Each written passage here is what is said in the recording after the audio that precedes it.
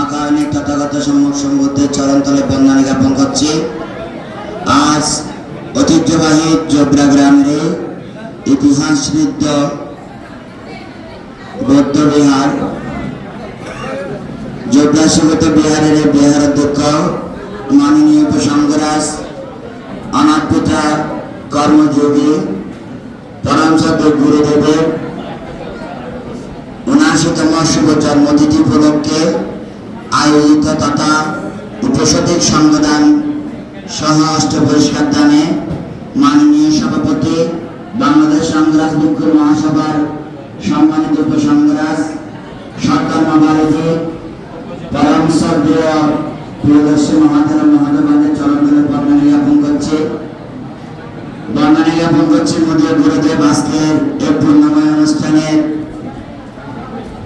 যিনি যাকে কেন্দ্র করে আজকের এই পূর্ণময় আয়োজন পরম শ্রদ্ধেয় গুরুদেবের চরণতলে বন্দনা জ্ঞাপন করছি। আমাদের মাঝে আসন অলঙ্কৃত করেছেন এই গ্রামের জন্মজাত সন্তান পরম শ্রদ্ধেয় অধ্যাপক ডক্টর জ্ঞানরত্ন মহাতারা মহোদয় এবং আমাদের মহাবাদ শ্রদ্ধা নিবেদন করেন গৌড়া শান্তিময় বিহারের বিহার অধ্যক্ষ পরম শ্রদ্ধেয় মধ্যপ্রিয় মহাতারা মহোদয়, এই গ্রামের জন্মজাত সন্তান পরম শ্রদ্ধেয় সুদেশের ডক্টর দয়াপ্রিয় মহাতারা মহোদয় এবং আমার গুরুভ্রাতা পরম শ্রদ্ধেয় এই আশ্রমে থেকে বড় হয়ে নানাভাবে এখানে নৃত্য করেছেন নন্দপ্রিয় মহাতারা মহোদয়, হাড়ঘাটি আঞ্চলিক ভিক্ষু সমিতির সাধারণ সম্পাদক ডক্টর প্রত্যপাল মহাতারা মহোদয়, গুরুভাই ধর্মরত্ন মহাতারা মহোদয়, পূতপরিত ভিক্ষু সংঘের চরণতলে বন্দনা জ্ঞাপন করছি। আমি বেশি কিছু বলতে চাই না, এখানে পূজনীয় ভিক্ষু সংঘরা বলবেন, তাই এগুলো আলোচনা করবেন। এখানে একটু যদি পিছনে যাই, আমি শুধু বড়বান্তে আমার সাথে কিছু স্মৃতিচারণ করেছেন তাই আমি উল্লেখ করতে চাই। পরম শ্রদ্ধেয় গুরুবান্তে অল্প বয়সে পিতাকে হারিয়েছেন। পিতা হারানোর পরে ওনার পিতার নাম ছিলেন ধনঞ্জয় বড়ুয়া এবং উনি কীর্তন করতেন এবং সভা নাটক যেটাকে বলে করতেন। ভান্তে ওনার সাথে বিভিন্ন সভায় গিয়ে এই অনুষ্ঠানগুলো অংশগ্রহণ করতেন। পিতার মৃত্যুর পর মা পরম শ্রদ্ধেয় গুরুবান্তে সহ ওনার তিন ভ্রাতা তিন বোন, ওনাদেরকে নিয়ে ওনার মার দীর্ঘ সংগ্রাম ওনার জীবনকে আলোকিত করেছে, সম্ভেদ উৎপন্ন করেছে। ভান্তেকে এক সময় ওনার এক মাতা সুনীতি বড়ুয়া আদর মানিক মামার বাড়িতে প্রেরণ করেন লেখাপড়া করার জন্য। বান্তে আদর মানিকে বেড়ে ওঠেন অনেক বছর। তো ভান্তের মুখ থেকে শোনা একদিন জ্যোতিষী এসেছে, তো সবাই হাত গণনা করছে, তো বড় বান্তেরও বলছে একটু। বান্তের নাম ছিলেন গৃহীকুলের ধীরেন্দ্র লাল বড়ুয়া। তো ওনার হাতটা দেখার জন্য তো ব্রাহ্মণ জ্যোতিষী হাত থেকে বলছে ওনার লেখাপড়া আছে কিনা, বলছে তৎকালীন যে সময়ে মেট্রিক পাস, বলছে এতটুকু পর্যন্ত উনি উন্নতি করবেন। এটা শোনার পর সবাই হাসাহাসি রয়ে পড়ে গেল, কারণ ভান্তে সেখানে তেমন একটা লেখাপড়া করতেন না। মামার বাড়িতে নানাভাবে খেলাধুলা করে জীবন ধারণ করতেন। গরু চড়াতে দিলে সেখানে গরু চড়াতে গেলে ফুটবল খেলা খেলতেন। বান্তে ফুটবল অত্যন্ত প্রিয়, ফুটবল খেলা খেলতে চলে যেতেন। এইভাবে উদাসীনভাবে বান্তে অনেকটা বেড়ে ওঠা। তো ওনার জীবনের সবচেয়ে বড় আশীর্বাদ সুষমা বালা বড়ুয়া, ওনারও দিদিমা। তো ওনার দিদিমা সুষমা বালা বড়ুয়া ওনারও দেবর পরম শ্রদ্ধেয় দাদুবন্ধু কবিরত্ন ধম্মানন্দ মহাতারা মহোদয়কে বলেন, আপনার যদি কোনো শ্রমণ প্রয়োজন হয় আমাকে একটু জানাবেন, আমার একজন নাতি আছেন। এটি বলে লিখেছিলেন। সেই সুবাদে কবিরত্ন ধম্মানন্দ মহাতারা মহোদয় দাদুবান্তে যখন একটা শ্রামণের প্রয়োজন হয় বড় বান্তের দিদিমাকে খবর দেন। দিদিমা ভান থেকে নিয়ে ঈদুলপুর জ্ঞান ও বিকাশ বিহারে রওনা দেন এবং প্রতিমধ্যে যখন তখন তা হাঁটতো, যেমন বানতে বলে যখন মামার বাড়ি থেকে রাঙ্গুনিয়া যেতেন বান থেকে হেঁটে হেঁটে নিয়ে যেতেন, বা মাও আনার সময় হেঁটে হেঁটে আনতেন। তো গাড়িতে উঠতে বললো আর কিছু আনো না, আর কিছুক্ষণ পর উঠতাম গাড়ি। এভাবে পথ থেকে রাস্তা পাড়ি দিতেন। তো সেই সুবাদে তাল গাছ তলে বসে বান্তের দিদিমা বান্তের জন্য ইসা মাছ সহ বান্তের প্রিয় মাছগুলো দিয়ে বান থেকে খাবার খাওয়াইছিলেন, যেটা বান্তে প্রায় সময় স্মৃতি রোমন্থন করে। আমার দিদিমা আমাকে এইভাবে শ্রমণ হওয়ার আগে উন্নত বুঝ করিয়েছিলেন। এরপরে এনে যখন শ্রমণ বানিয়ে দিয়েছেন, সেদিনে শ্রমণ বানিয়ে দেওয়ার পরে সেদিনে লাঠিচুরির সুমনাচার বান্তের কাছে বান্তিকে শ্রামণ হিসেবে পাঠিয়ে দেন ওই দিনেই। তো সুমনাচার বান্তের থেকে একটা শ্রামণের প্রয়োজন ছিল, সেইখানে থেকে বড় বান্তের বেড়ে ওঠা দীর্ঘ 28 বছর লাঠিচুরিবাসী বড় বান থেকে রক্ষণাবেক্ষণ করে বড় করে তুলেছেন।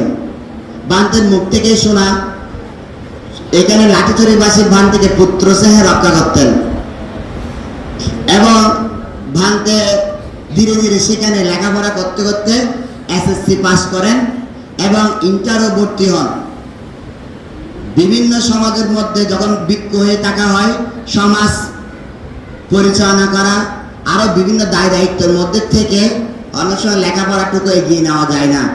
সে সুবাদে বানতে ইন্টার পরীক্ষায় অংশগ্রহণ করলে সেখানে আর বেশি দূর এগিয়ে যাওয়া সম্ভব হয়নি, কিন্তু সূত্র আদ্য মধ্য উপাধি যা যা পরীক্ষা দেওয়ার এগুলোতে বানতে উত্তীর্ণ ছিলেন। এমনকি বানতে বায়োকেমিক চিকিৎসায়ও পারদর্শী কোর্স করেছেন। আশ্রমে ছেলেরা যখন অসুস্থ হতো, আমরা যখন অসুস্থ হতাম, বানতে চিকিৎসা দিতেন। এরপরে সেখান একদিন বান্তের মুখ থেকে শোনা ভান্তে 1 কিলোমিটার দূরে গিয়ে সোয়াইন খেতেন। অনেক কষ্ট করে সকালবেলা সোয়াইন খেয়ে বান্তে স্কুলে যেতেন, এখনো লাঠিচুরি বা সেটা বলেন। তো একদিন সোয়াইন আনতে যখন দেরি হচ্ছে, বান্তে চলে যাচ্ছে, তো দেখতে পিছন থেকে একজন মহিলা আস্তে আস্তে আস্তে আস্তে করে ওনার জন্য সোয়াইন আনছেন। তো বান্তে বুঝতে পারলেন মহিলাটা ছিলেন গর্ভবতী। বান্তে আর সামনে না গিয়ে বান্তে পিছনে গিয়ে একটা উপযুক্ত স্থানে বসে উপশিকার দেওয়া সোয়াইনগুলো বান্তে খেয়েছেন। এইভাবে অত্যন্ত কষ্ট স্বীকার করে বান্তে সেখানে বেড়ে ওঠে। ওই গ্রামকে যেমন সমৃদ্ধ করেছেন, নানাভাবে ভিক্ষু মহামণ্ডল শিক্ষা পরিষদও তিনি নানাভাবে যখন আলোকিত বিকশিত হয়েছেন, পরম শব্দে প্রজ্ঞাবংশ বান্তের অনেকটা আকুল আবেদনে বান্তে বলেন, আমি সারা রাত বান্তিকে বুঝিয়েছি, বান্তে এই গ্রামের মঙ্গলার্থে বান্তিকে এই গ্রামের লাঠিচুরিবাসী ছাড়তে চায়নি। ওনারা প্রত্যেকে চোখের পানি ফেলেছেন এবং এখনো লাঠিচুরিবাসী বান্তের জন্য সব সময় নিবেদিত। এই গ্রামে এসে বর্তমানে বান্তে প্রায় 30 বছরের ঊর্ধ্বে বান্তের জীবন পাড়ি দিয়ে দিয়েছেন। এই গ্রামের নানাভাবে উন্নয়নের পিছনে ওনার বুদ্ধি, পরামর্শ, বিচক্ষণতা, স্থিরতা, দৃঢ়তা দিয়ে এই গ্রামের সমৃদ্ধির পিছনে উনি নানাভাবে ভূমিকা রেখে আজ উপসংরাজ পদে অভিষিক্ত হয়েছেন। বান্তিকে যখন পরম শব্দ আজকে উপসংঘ নায়ক, বান্তে বলছেন আপনি উপসংরাজ হয়েছেন, বলছে আপনারা বলছেন সেজন্য উপসংরাজ, তোমরা না বললে তো আমি উপসংরাজ না, তোমরা বানিয়েছো সেজন্য আমি উপসংরাজ, এবং আমার উপসংরাজ এটা তোমাদেরও প্রাপ্তি, শুধু আমার প্রাপ্তি নয়। এই উদারতার চিন্তাধারা আমাদেরকে বারবার অভিভূত করে। তা আমার দীর্ঘায়িত করতে চাই না, এখানে আরো অনেকে আলোচনা করবেন, আমি বেশি সময় নিতে চাই না। পরম সত্যে বান্তে এই যখন থেকে অসুস্থ হয়ে পড়েছেন, আমি দেখেছি বান্তে যতদিন সুস্থ ছিলেন প্রতিটা ঘরে গিয়ে সোয়াইন খেয়েছেন, প্রতিটা ঘরে যাওয়ার চেষ্টা করেছেন। বান্তে যখন অসুস্থ হয়ে পড়েছেন, এই গ্রামবাসী প্রতিটা তিথির ফাঁকে সংঘদানে বান্তের জন্য দক্ষিণা দানীয় বস্তু নির্ধারিত। বান্তে কি খেতে চায় তা সবসময় স্পেশালভাবে বান্তের জন্য প্রেরণ করা হয়। এবং বান্তে যখন অসুস্থ হয়েছেন, মেডিকেলে ভর্তি হয়েছেন, এই গ্রামের মানুষ উদার চেতনায় এগিয়ে এসে বান্তের পাশে দাঁড়িয়ে বান্তেকে সুস্থতা করার জন্য যা যা প্রয়োজন তা সম্পন্ন করেছেন। তার জন্য জোবরা গ্রামবাসীর প্রতি আমি শিষ্য হয়ে আপনাদের প্রতি কৃতজ্ঞতা জ্ঞাপন করি। এবং আমার ব্যক্তিগত জীবনে আমি সবসময় বলে থাকি, বান্তে যেহেতু লেখাপড়া সম্পর্কে অত্যন্ত সচেতন ছিলেন, বান্তে লেখাপড়া নিয়ে অত্যন্ত সজাগ, লেখাপড়া না করলে বান্তে তাকে বিহারে লাগতে চাইতো না। তো বান্তে আমি যখন ইন্টারের পরে অনার্সে গিয়ে বিভিন্ন সময়ে ব্যক্তি জীবনে আমি লেখাপড়া থেকে দূরে সরে যেতে চেয়েছি, আমাকে কিভাবে বান্তে আকুল ভাবে রক্ষা করে স্নেহ দিয়ে আমাকে পড়ালেখা শেষ করার জন্য উদ্বুদ্ধ করেছেন, তা আমি আমৃত্যুকাল আমার স্মৃতির পাতায় লিপিবদ্ধ থাকবে। আমার জীবনের প্রতিটা কিছুতে বান্তের আশীর্বাদ স্মৃতি লিপিবদ্ধ রয়েছে। আমি সেই দিকে আর ব্যাখ্যা করতে চাই না। বান্তে আমাদের মাঝে আরো দীর্ঘ বছর এভাবে হাসি মুখে আমাদের মাঝে অবস্থান করুক। আপনারাও বান্তেকে যেভাবে রক্ষা করে চলেছেন তা আপনাদের অন্তরকেও এই শ্রদ্ধা অটুট থাকুক। এবং পূজনীয় সংঘ যে আজকে এখানে এসেছেন, বান্তের প্রতি শ্রদ্ধা নিবেদন তথা পরম সদ উপসংহার বান্তে আশীর্বাদ প্রদান করতে এসেছেন। বান্তে আমি বিশ্বাস করি পুণ্যদানের মাধ্যমে দীর্ঘায়ু হয়, নিরোগী হয়। এটা আমি দীর্ঘদিন ধরে বান্তের পাশে থেকে বিশ্বাস করি।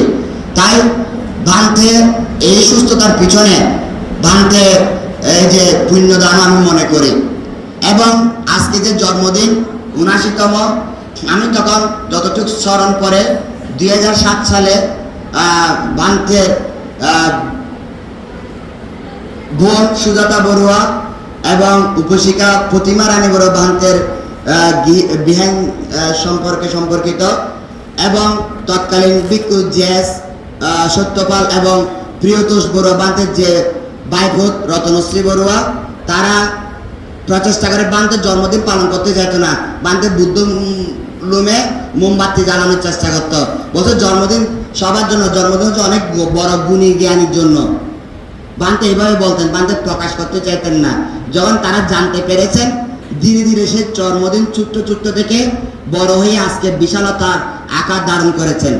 এই জন্মদিনকে কেন্দ্র করে যারা আপনারা দীর্ঘ কায়িক শ্রম দিচ্ছেন, উপাসকরা গতকালকে উপস্থিতরা এসে নানাভাবে সহযোগিতা করেছেন এবং যারা এখানে সর্বাত্মক আর্থিক, কায়িক, মানসিক সহযোগিতা করছেন, আমি প্রত্যেকের প্রতি সমপরিমাণ পুণ্যরাশি দান করছি এই অনুষ্ঠানকে সফলমণ্ডিত করার জন্য যাদের অবদান। তথা আমি আজীবন কৃতজ্ঞ থাকবো ওনাদের প্রতি। আমি হয়তো যারা আয়োজক তাদের প্রতি একটা আহ্বানও রাখবো।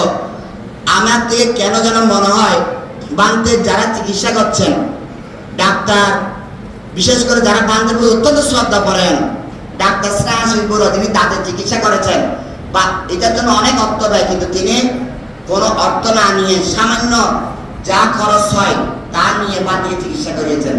এখানে ডাক্তার আতোয়াল গনি ফার্মেস ডায়াবেটিসের জন্য বান্তির পিতা সমতুল্যভাবে বান্তিকে শ্রদ্ধা করেন, চিকিৎসা করেন। এবং আজকে ডাক্তার আতোয়াল গনি ফার্মেসের জন্মদিন, উনিও বলছেন আজকে তো আমারও জন্মদিন, বান্তির যেদিন জন্মদিন। আমাদের ডাক্তার পিম্পল বড়ুয়ার অবদান অনস্বীকার্য, ডাক্তার রুবেল বড়ুয়ার অবদান অনস্বীকার্য। এবং একসময় এখানে যারা আমাদের ডাক্তার সুকান্ত বড়ুয়া, ডাক্তার প্রভাত বড়ুয়া, তারাও নানাভাবে বড় বান্তিকে চিকিৎসা করে সুস্থ রেখেছেন। এই ডাক্তাররা অবদান অনেক। তাই আমি ব্যক্তিগতভাবে যদি কখনো সম্ভব হয়ে এই ডাক্তারদেরকে একটু সম্মাননা দেওয়া প্রয়োজন, কারণ তাদের ভালো চিকিৎসা, আন্তরিকতা দিয়ে বান্তির এই সুস্থতা। তাই আমার কথা দীর্ঘায়িত করতে চাই না, যেহেতু সময়ের স্বল্পতা আছে, অনেক কথা হয়তো বাদ পড়ে যেতে পারে। আমি কেউ যদি মনক্ষুণ্ণ হয়, আমি দুঃখ প্রকাশ করছি আমার ব্যক্তিগত জায়গা থেকে। আমি সঙ্গে চরন্তরের মতো সুরে বন্দনা জ্ঞাপন করে গুরুবান্তের নিরব দীর্ঘায়ু সুস্থতা কামনা করে, আপনারা যারা আয়োজক তথা আপনাদের প্রত্যেকের কল্যাণ কামনা করে আমার উদ্বোধন এখানেই পরিসমাপ্তি করছি।